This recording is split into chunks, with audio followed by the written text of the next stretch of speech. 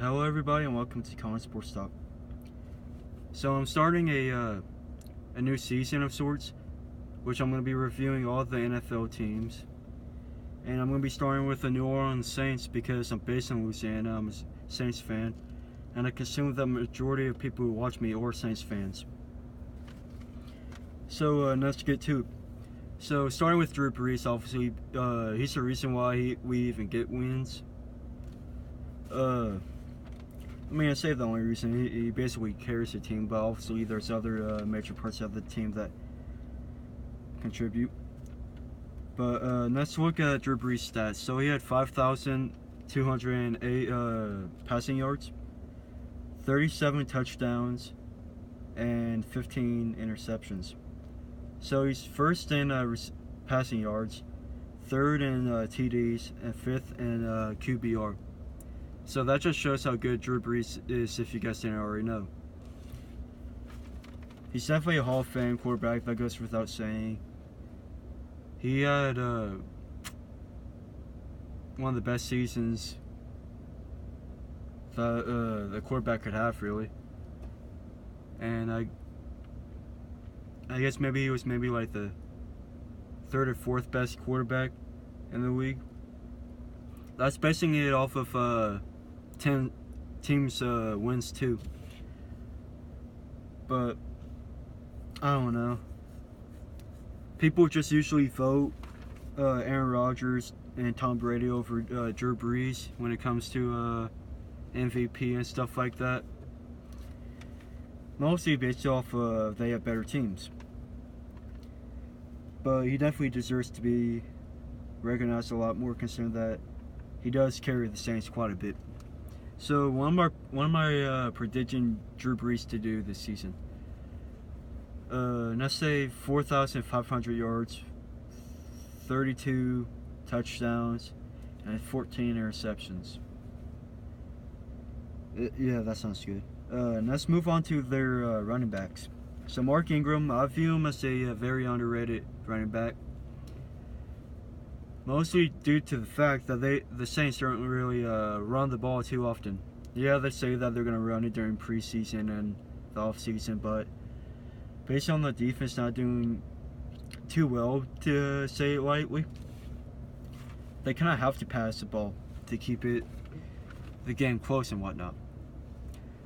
Mark Ingram only had 205 runs, but he had 1,043 rushing yards, worth 5.1 yards per carry, which is really good considering that that's above average by quite a bit, actually. I think the average is like 4.6, so that's about half a yard more per run.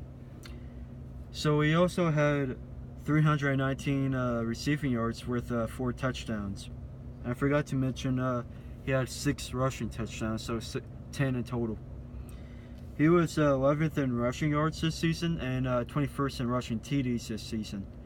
But he's also a dual threat when it comes to passing, the passing game and the rushing game, because you kind of have to look at him both ways, because he can kill you in the running game and kill you in the receiving game. What am I predicting him to do next season? Let's say 1,100 yards, 5 touchdowns, 5 rushing touchdowns, and 5 receiving touchdowns. That's mostly based on the fact that we have Adrian Peterson backing him up. Well, I don't expect Adrian Peterson to do too much in the terms of like getting close to 1,000 yards. No, he's 32, but I don't expect his career to be dead. Yeah, he only had 54 yards on like 27 carries or something like that last season, but that was last season, and he was with the Vikings, and they don't have nearly as good as a line as we do. So I'm expecting him to do what Hightower did, which I'm expecting him to get like 500 rushing yards, and let's say like 200 receiving yards, and 8 rushing touchdowns, and let's say like 1 receiving touchdown. I'm expecting Adrian Peterson to be in goal line formations a lot more than Mark Ingram, mostly because I believe he's a bigger back, and I just feel like he's a little bit stronger. I'm not calling Mark Ingram weak by any means. Like, he always, like, in goal line formations, Mark Ingram always broke the first tackle. I'll say always. Like, he did enough for me to notice.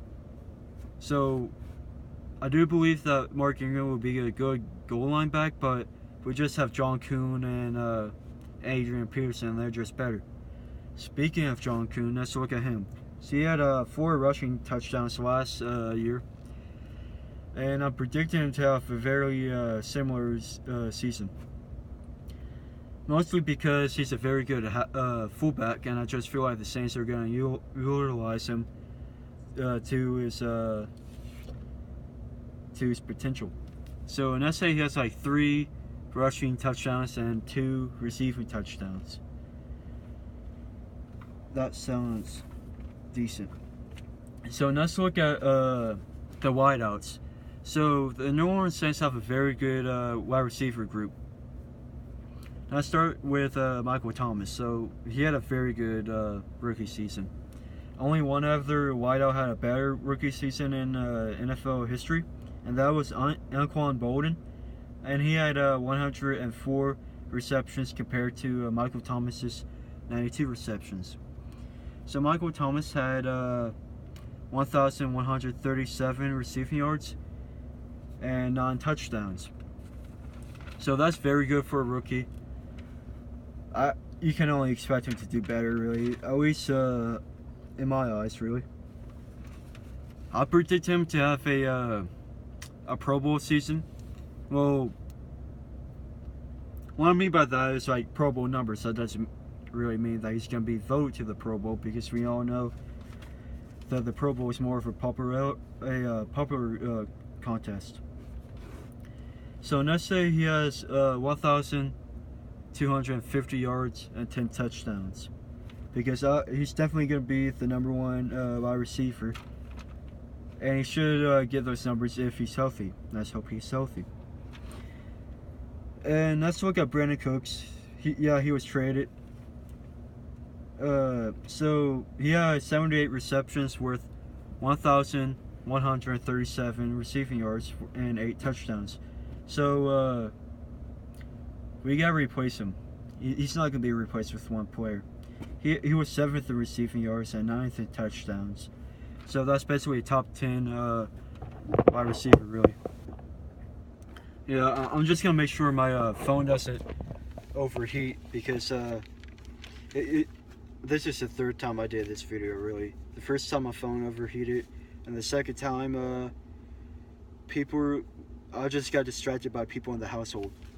So I'm just going to be holding it for the rest of the video. I hope you guys don't mind, because I really don't feel like doing this video for a 4th time. So yeah, Brandon Cooks. It's going to be hard to replace him, but due to the fact that we have Drew Brees, and he can make any wide receiver look good, and we have a fairly decent wide receiving core.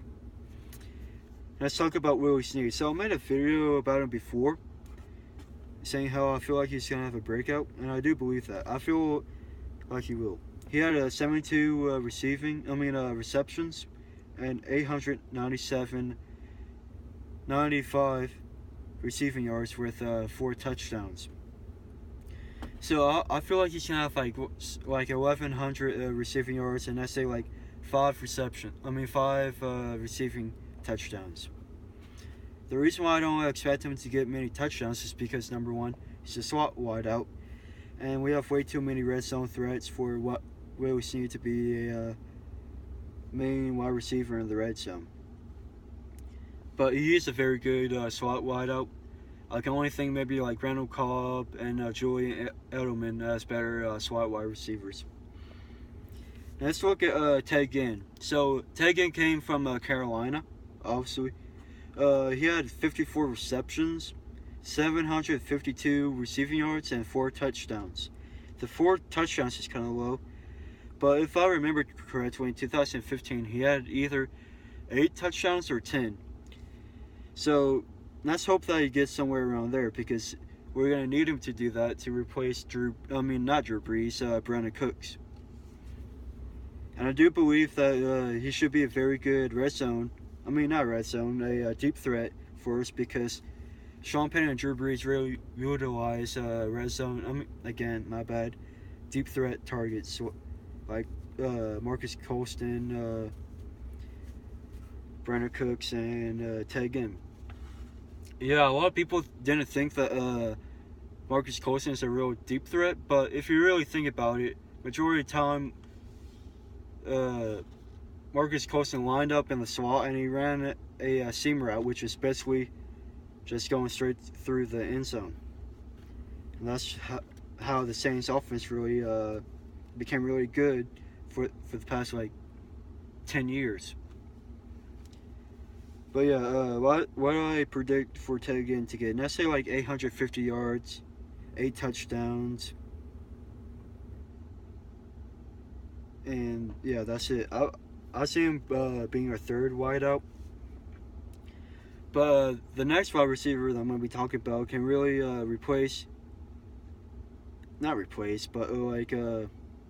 he can be the third wideout, which I'm talking about Brandon Coleman. So a lot of Saints fans dislike him for whatever reason. Like Willie Snead, he's an undrafted rookie. And you can't really expect he's not a rookie anymore, he's in his 4th year, but you can't expect undrafted players to do too well. Honestly, when it comes to Saints fans, we kind of expect things out of undrafted rookies because of Pierre Thomas and everything. And I think Tracy Porter might have been an undrafted rookie too, undrafted player. But last year Brandon Coleman had 26 receptions with 281 receiving yards with 3 touchdowns. Yeah, that isn't really too eye-popping or anything, but it's good for an undrafted rookie. I remember last year, or 2 years ago in 2015, he had 400 yards, which is really good for an undrafted rookie. And you can't, like I said before, you can't expect undrafted players to be part of the team really at all. So he's kind of overachieving. Yeah, before he was drafted, he was supposed to be like a 3rd-round player, but he got injured. So based off of talent, he should probably be doing more, but again, he's an undrafted player. So I'll predict him to have 400 receiving yards and let's say 5 touchdowns. He should be one of our biggest red zone threats. He's 6'6", and according to practice and everything, he's actually having a really good season. I say season, it's just practice, but still, he's looking really good apparently. Now let's move on to our other red zone threat and our tight end, Coby Fleener. So he kind of had a disappointing season based on the fact that tight ends always should have a really good season when it's with Drew Brees and Sean Payton. Look at it. Jeremy Shockey, Benjamin Watson, and obviously Jimmy Graham. So, that being said, Coby Fleener didn't have a horrible season. Just by Saints records, he had a horrible season. He had 50 receptions, 631 receiving yards, and 3 touchdowns. Yeah, the touchdowns are kind of low, but the receiving yards is, I guess, middle for a tight end. But considering what we paid him to be, it's disappointing. I feel like we paid him $6 million per year, so that's quite a lot for a tight end that kind of underperformed.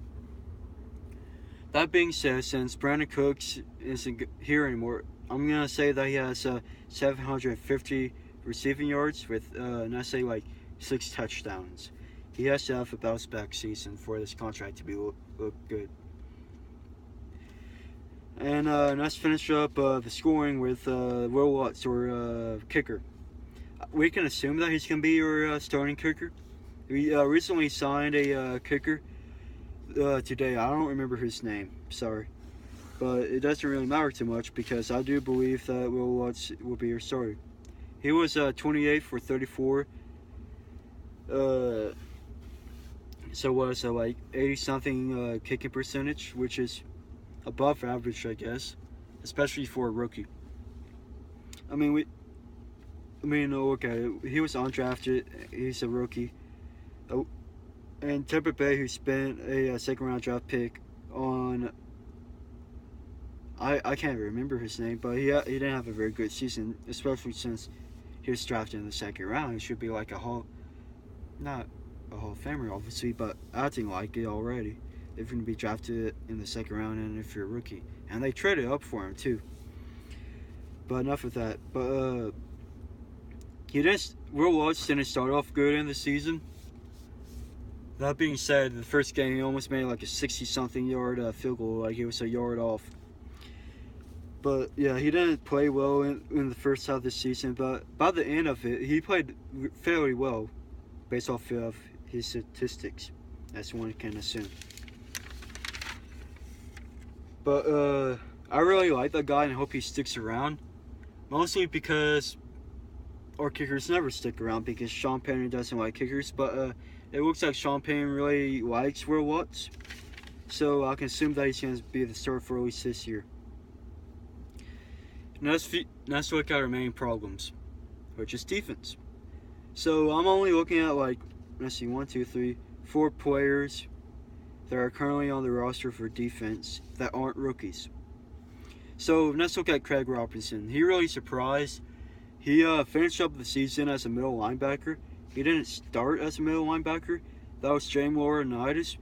But James Laurinaitis was kind of awful. So Craig Robinson moved to middle linebacker. Well, yes, he had fairly good stats. He had 115 total tackles, 1 sack, 1 interception, and 71 solo tackles. With that being said, that's good stats, but all in all, the linebacker core was just awful. Like, I feel like our main problem is the linebacking core. In all honesty, I do not feel like our secondary is bad at all. Like, look at the season last year. Kenny Vaccaro got suspended 4 games for taking Adderall. It's Adderall. Who cares? How's that enhancing drug? I don't know. He didn't even take it for football. He took it during a he was at a football game, but he's watching it as a spectator. I feel like it was either his cousin or his brother he was watching his game. Then P.J. Williams got injured in the second game, and he got a major concussion, and he was out for the whole season, or the rest of the season. And then Delvin Breaux got injured in the first game against the Raiders. This just to show how important Delvin Breaux is. So we were up 24-10 with like 6 minutes left in the third period. Third period.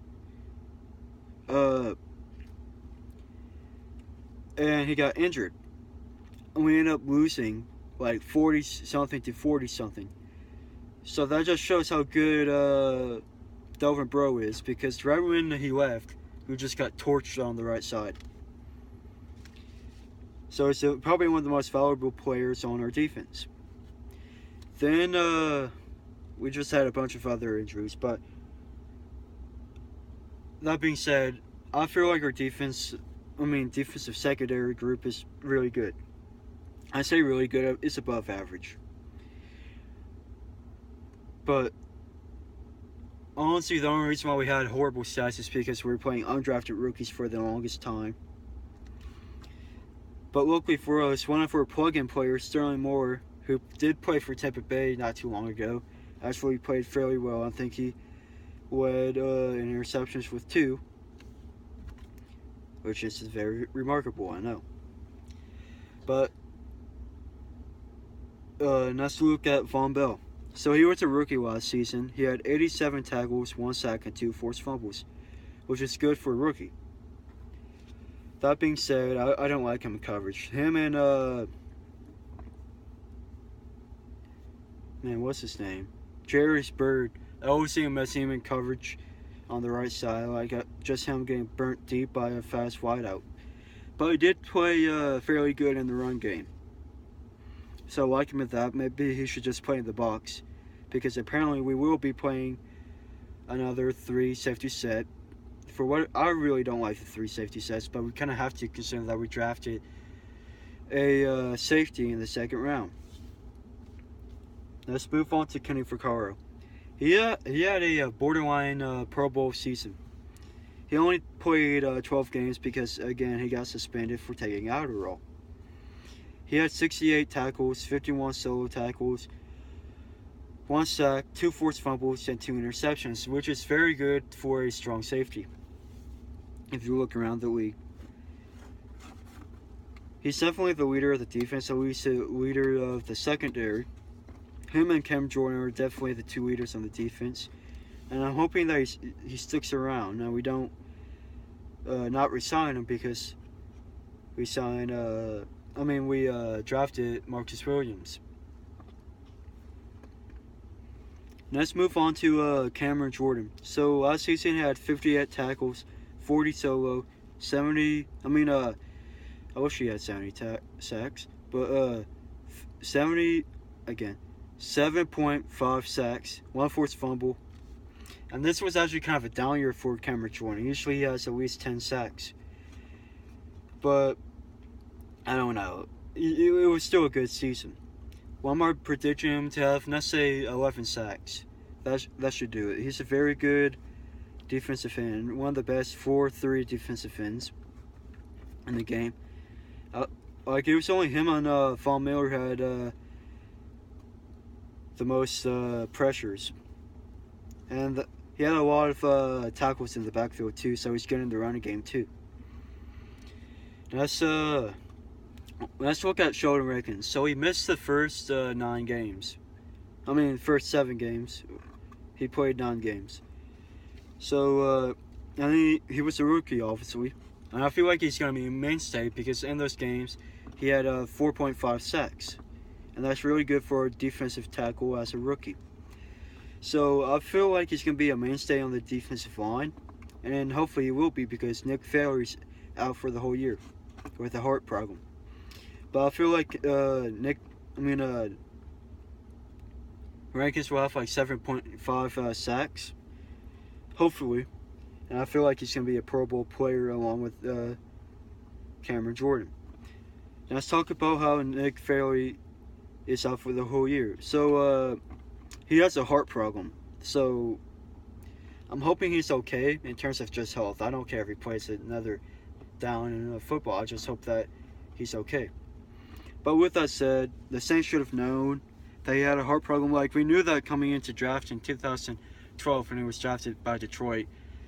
So, yeah, I like Nick Fairley, but we signed him to a 4-year deal worth $6 million per year. The Saints should have looked into that, and now we don't have room for the whole year. And he had 6.5 sacks, which was near Pro Bowl for a defensive tackle, mind you. So it's just very unfortunate that he's out. And really annoying that we have to replace him because other than Rankins, I don't know if we have a defensive tackle to replace him. That being said, with Alex Okafor, he had 8 sacks in 2014, but the past 2 years he only had 5.5 sacks. But I feel like he's going to go back to his 2014 year where he had 8 sacks because he's not going to be buried behind the depth. Because we don't have too much depth for the Saints. Yeah, we have Kawiki Haha, who had 4 sacks and 4 forced fumbles his rookie season. But he's too injury prone. He had 2-3 ACL tears? That's crazy. It's amazing that he's still in the NFL. And then we drafted Trey Hendrickson in the 3rd round, and he had 9.5 sacks, but he was in a weak conference. I don't know what we can expect him to be as a rookie. And I say he gets 3 sacks. So it's going to be a rotational defensive line. Obviously, Nick Fairley and Cameron Jordan are still going to be there. But there's stout somewhere that Cameron Jordan plays at 97% of defensive snaps, which is crazy.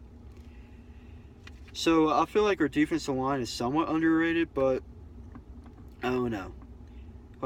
I view us as 2 Pro Bowl players or near Pro Bowl players, but we do have 2 question marks. due to injury and inexperience.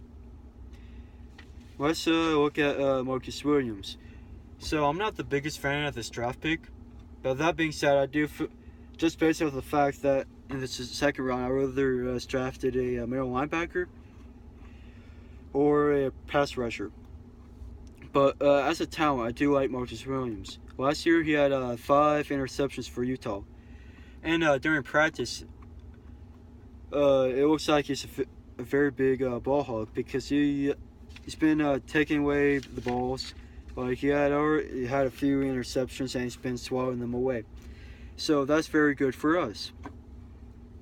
Maybe because we do need ball hogs for the defense. Like I think we had a total of 8 interceptions. That's awful. And I say I'm predicting him to have like 3 interceptions. Let's look at I already talked about Alvin Kamara. Now let's look at our offensive line. Then we have a very good offensive line. Even with Zach Strief getting old, even with Max Unger being injured. That being said, Max Unger is supposed to be back before the season starts. Even with Tyrone Armstead being out for a few games. Hopefully he's back by week 10. One can hope. But Ryan Ramczyk, a lot of people didn't like the draft pick, but I did. Because if you draft a pass rusher, it would have been a reach because at the time there was no pass rusher worth a draft pick, a first-round draft pick. And I don't believe that we should have taken another cornerback because I'm a firm believer that Malcolm Butler is going to be coming to the Saints next season because we already set up a contract for him, but we just never traded him for him. So Ryan Ramczyk. It turns out that this was a very good draft pick because Tyrone Armstead is out for a little bit.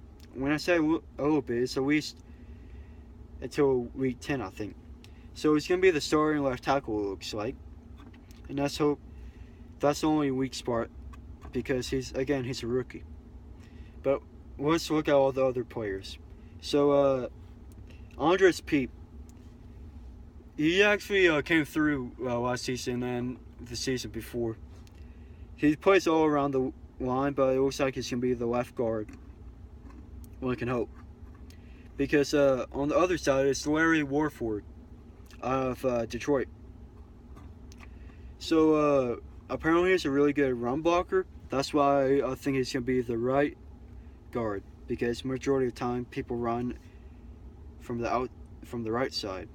So he should be really good. Max Gardner, he's a 2-time Pro Bowler. And he's going to be back before the season starts, hopefully. And then Zach Strief, yeah, he's getting old. I think he's 34. But according to Pro Bowl Focus, like he was the second or third best right tackle in the league. I know that this video is pretty long, so I'm going to try to get it quick as soon as possible. So let's move on to the predictions. So like I said before, I predicted the Saints going 10-6. The best that they could do in my prediction is 11-5, and at the worst is 10-6. So yeah, guys, the rest of the videos won't be this long. The only reason why it was this long is because I'm a Saints fan. I know quite a bit about the Saints. So if you made it this far, well, thank you. It's almost a 30-minute video. Thank you for the commitment. And thank you guys for watching. Please like and subscribe, and don't forget to share. Thank you.